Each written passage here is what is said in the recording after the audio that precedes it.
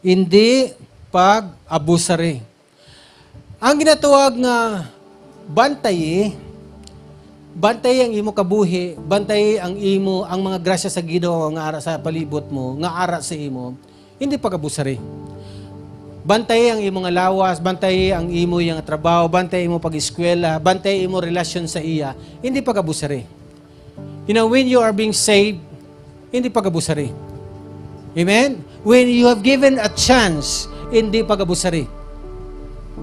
Kung gitagaan ka chance sa Ginoo, hindi pag-abusari. Are you with me? Embrace your freedom as a chance to uplift others. When God gives us and calls us to be His own, and we have the opportunity to strengthen and to uplift other people, then we need to do it as long as we have this opportunity. No, we need to understand this when it comes to bantayi, ang mga bagay nga sa aton, like halimbawa, nga hindi ta dapat pag-abusaran, ang imo tiyempo. Ang imo tiyempo. Ang aton tiyempo tuman kalipot, abusaran pa naton. Hello? Pilagid lang itineta sa kalibutan na. May na lang makastinta ta, maka-80 ta, maka-100 ta. Pero sa sinang at tiyempo nga ginhatag sa aton sa Ginoo, abusaran pa naton. Let's say, lawig ng aton pag-abusar, mga 50 anyos, pila na lang kadikadang ibilin sa aton, abusaran pa ginaton. Bantayi ang nabilin ng mga oras ang aton kabuhi. Amo na ko nga ang prayer ni Moses sa 90 verse 12. Silindra, teach me to number my days, O Lord, that I may apply it in a heart of wisdom. Every time nga naga-birthday kita, every time nga makarealize kita, buhi pa ko nami ako lawas. Silindra, Lord, tudloy ko nga magkabuhi nga mangin may nalamon sa tagsa ka ginutlo, tinuig sang akon pagkabuhi. Pila na lang katuig ang aton itiner. 20 anyos, 30 anyos, 40 anyos. Let's say, sino pa din nagandam 100 years? Halimbawa, 50 ka na karon, another 100 years pa itiner mo. Kabugatan ka sa pamilya mo. Bahala na kung pilang bilis ang aton kabuhi, hindi pag-abusarin na karon.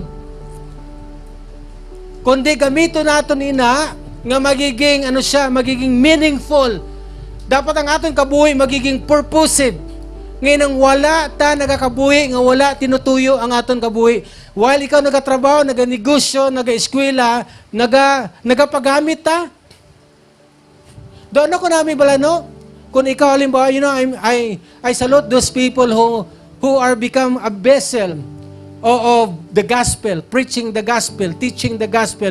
Even sometimes sa prayer lang, sa exhortation, dako nga bagay. Ang imo kabuhi, kung hindi ka makawali, kung hindi ka katudlo sa imo kapwa, grupo, allow your pastor, your leaders to be the representation of the gospel.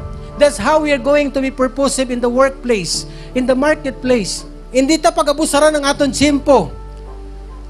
Hindi ta pag-abusaran ang aton lawas. Anong ginahimo ta sa aton lawas? Sang wala kita kay Kristo, tanan nga bisyo.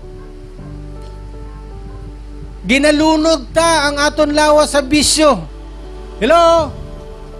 Inom, sigarilyo, sugal, babae, lalaki, ano pa? Name kung ano nga klase bisyo ang paglunod ta sa aton nga mga lawas. Hindi ta pag-abusaran. Kay pila ka adlaw anihon ta na. Siling sa Biblia, what you sow, you shall reap. So, amo na silang lang, nami karon, siga ta karon, aloy ka na, luntoy ka na, pagkasunod nga mga dekada. Agi lang ang isog, magabot ang time, why na? Luoy na kayo. Pero kung ang aton kapagrusan, gingamit naton sa kaymayan sa Dios, wow! So, hindi pag-abusari ang lawas nga ginhatag kagin pakamayas ang Dios sa imo karon. Ginablang nagakabuhi kita nga way pa nagasangkiig, hindi kulang ang pagginhawa, hindi kontroladong pagginhawa. Everything is free. We have that freedom nga mag-breathe nga wala no, di ba? Nga nami pa ang kondisyon, hindi ta pag-abusaran. That's why nagasugod kita nga nag-observe kung ano lang ang makabenepisyo nga maayo sa aton lawas. Amo na, hindi tanan ginahimo ta. Hindi tanan, hindi buot singonon nga hilway ta ay pwede ta himuon, pwede ta kaunon, pwede ta imnon ang tanan.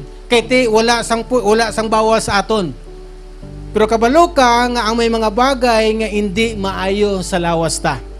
Ano sila ni Pablo? Sa 1 Corinthians chapter 6 verse 12. All things are lawful for me. Tanan pwede sa akon. Tanan pwede sa aton. Gusto ka, kung ano, mag-inom ka, magsigarilyo ka, mag-drugs ka, magbabae ka, pwede na. Pero ang pamangkot, maayo bala na. So, muna sa kabagay na wala kita directly nagasling bawal, pero ang pamangkot, maayo bala. Maepekto lang ang maayo na sa imo, sa pamilya mo, sa future mo, sa imo trabaho, sa imo negosyo, sa kabataan mo, sa apo mo. So you need to think about that. You need to think responsibly and think about accountability kay ang kahilwayan hindi busing anon wala sang panalabton.